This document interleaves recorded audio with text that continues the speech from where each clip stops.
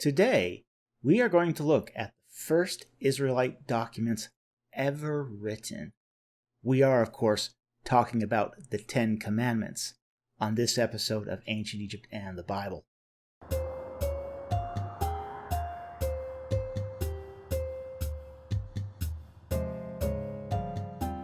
When people talk about the earliest writings of the Israelites, they'll often talk about the book of Job, or perhaps the book of Genesis, and sometimes even the book of Exodus.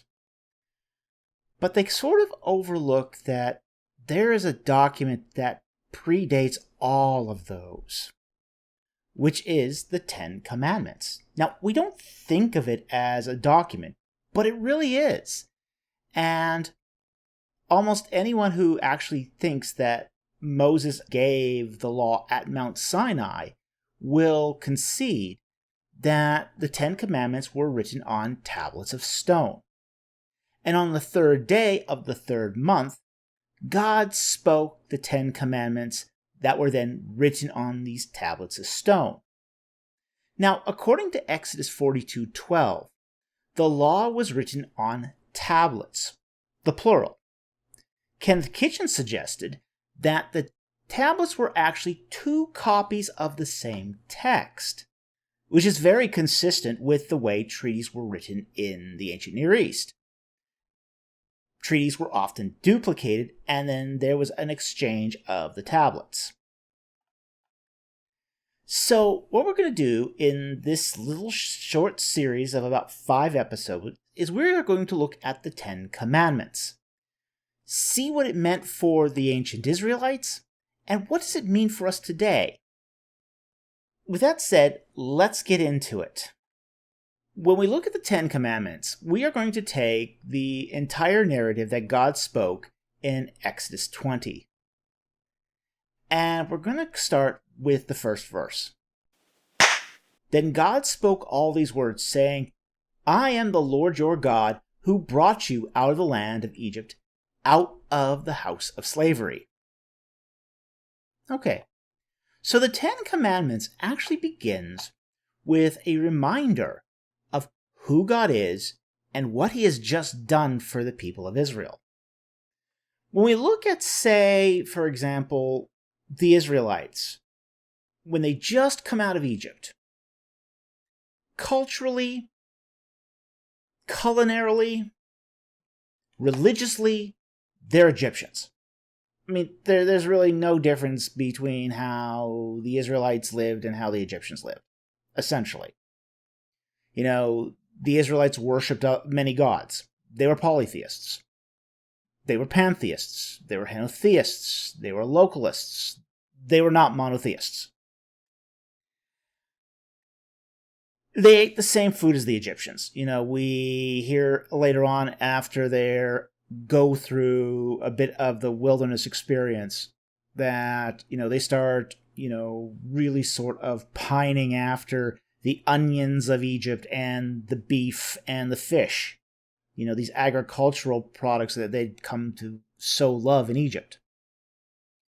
They're also going to have a lot of Egyptian attitudes, wear Egyptian clothing. That's going to all have to change in the wilderness experience. But the law is sort of the beginning of that transformation from Levantine Semites living in Egypt under slavery to a free people who are now worshiping the single God, Yahweh. So let's get into the Ten Commandments and let's see how they would have seen this. The first commandment, you shall have no other gods before me. Now, the text in Hebrew literally says, you will not have any other god in my presence, or, quite literally, in my face. It's really wording of location as much as it is, say, for example, of presence. It's a locative term. It means that physically you are not to place any gods in the presence of Yahweh. But that raises some very, very interesting questions. Now, we know that the ancient Israelites, they were all worshipping other gods while in Egypt. While in Egypt, they were worshipping the god Baal at the temple of Baal at Avaris. At Avaris, they were also worshipping Resheph and Astarte. So these are all gods that come from Canaan. We also find at Avaris amulets of many Egyptian deities, such as Anubis, Osiris, Hathor. All of these were also worshipped by the ancient Israelites. So the ancient Israelites were not just worshipping Canaanite gods, they were also worshipping Egyptian gods. So they had gods aplenty. And this is sort of the first breakaway. Now, when we talk about, say, the presence of God himself, of Yahweh, we are talking most likely, in the context of, say, the tabernacle, where you've got the presence of Yahweh, the Shekinah glory, between the wings of the cherubim above the Ark of the Covenant, inside the tent of the meeting, the tabernacle. But there's also the presence of God up on Mount Sinai itself. For all the Israelites that are coming out of Egypt at this point, their conception of what a god is, they all held to the idea of localism. This means that God could only be in one place at a time. So this is sort of the late Bronze Age conception of divinity. You didn't have the idea of gods being everywhere in the late Bronze Age. In the late Bronze Age, a god was in one place at one time, most often in the center of his temple, in the idol of his most sacred shrine. So that was the conception that the Israelites had of divinity coming out of Egypt. So a command like this, that you shall have no other gods essentially in my face, in my presence, would make a lot of sense for people who were effectively localists. People who believed that God could be only in one place at a time. Unfortunately, many scholars have just taken this verse in isolation and said, well, this is the proof that Israelites were not instructed in monotheism early on. But I think as we sort of start getting into the Ten Commandments here, we're going to see that that there's an entire context here for the Ten Commandments that has greater associations than just taking one verse in isolation. And I think this is one of the problematic things about taking a verse like this in isolation is, a text without a context is a pretext for a proof text. So I think it's very problematic when scholars take a single verse like this out of its context and then try to extrapolate upon it the idea that there was no idea of early monotheism. So I think that's deeply problematic. But there's also the whole question of what is the presence of God? What does it mean to be in Yahweh's face? And how greatly does this expand to? I mean, we've already seen, for example, just at Mount Sinai, God is upon the mountain. He's engulfing the whole top of the mountain, and yet moves down to between the wings of the cherubim. So there's that movement going on there. But God also is, in later revelation, a lot more expansive than that. There's a passage where God says, heaven is my throne and earth is my footstool. Showing how expansive God can be, how mighty his presence can be. He can be in more than one place at a time. There's capabilities of God here that just a simple in his before him is going to really sort of explode. So what we have here is basically, okay, yeah, you can't have an idol in his presence. But as the Lord of heaven and earth, where can you escape his presence? Which is, you can't. It's all in his presence. So this really does ultimately, with the progressive revelation that the Bible gives us, it does basically prohibit other gods, the worshiping of other gods. And I think the idea that scholars say, well, this is not a denial of other gods, I think is in some respects a very weak denial, because it's not the same order of God anyway. We do know, say, in the ancient Near East, that that the definition of what is a god can vary dramatically from God Almighty Yahweh himself to basically humans being called gods that just have the power of life and death. And we see in between there that there is a broad range of everything from, say, kings to angelic powers who are pretending to be gods.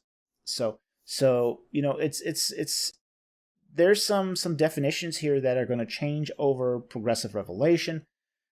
But even in sort of the immediate context of the Israelites coming out of Egypt, this is already going to have some say, issues for them.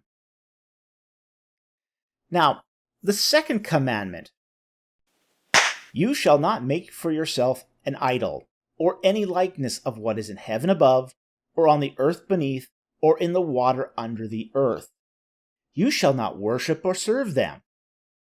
For I, the Lord your God, am a jealous God, visiting the iniquity of the fathers on the children, on the third and fourth generations of those who hate me, but showing loving kindness to thousands, to those who love me and keep my commandments.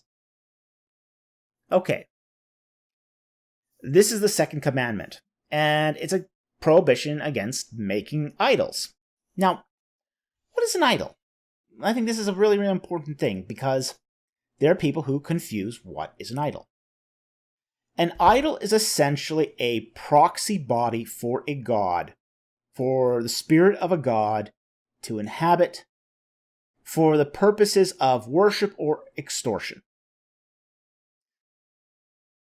Essentially, in the ancient Near East, people would craft the body of a god as an idol for the spirit of that god to handle, so they can imprison that god to make the god do whatever the person wants.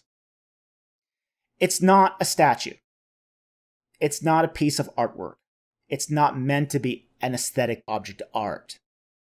An idol serves a specific religious function, which is to provide a vehicle and a medium through which a human being can communicate with something divine. So that's the functional definition of what is an idol. Now, the Israelites were fabulous idolaters. Coming out of Egypt, they had all sorts of idols.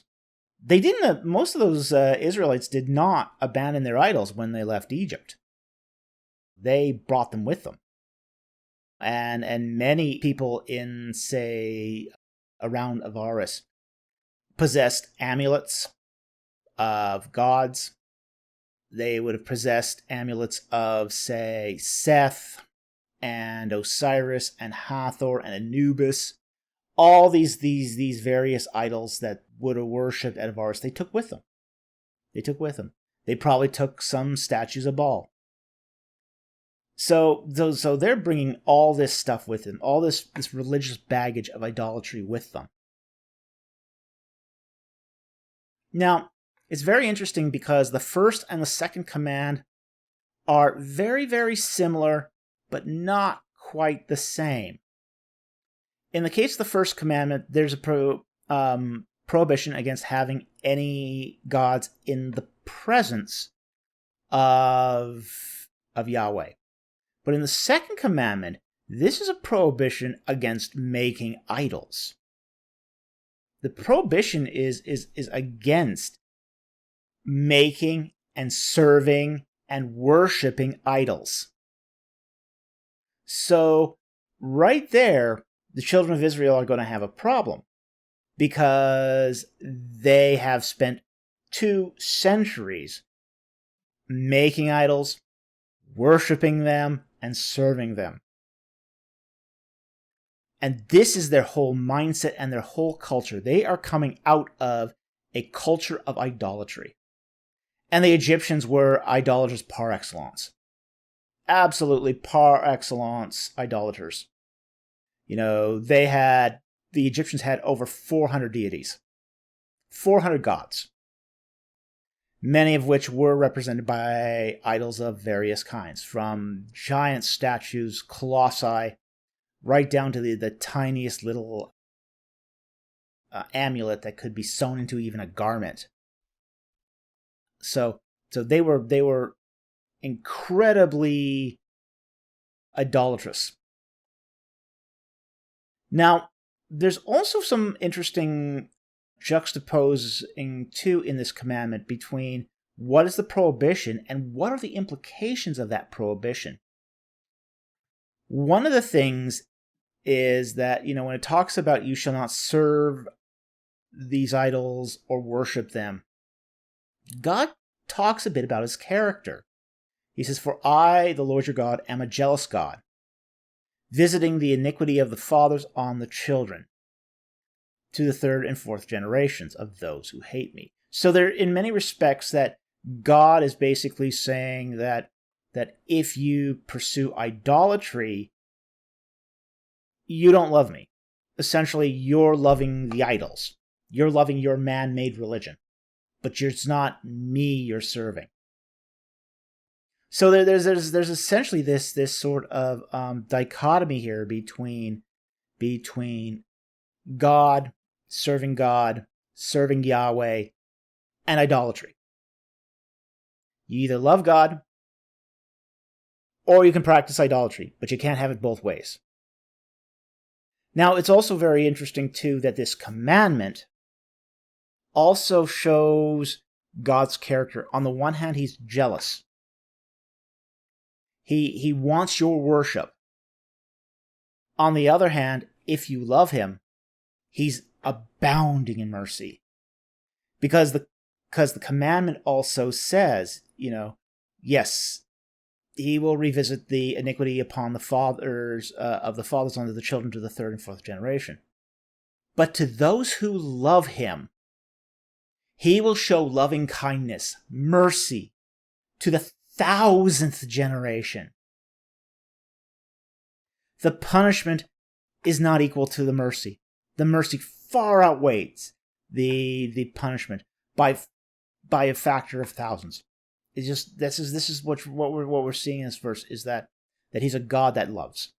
Even here, even in the 10 Commandments, the mercy, the love, what God demonstrates here is on full display.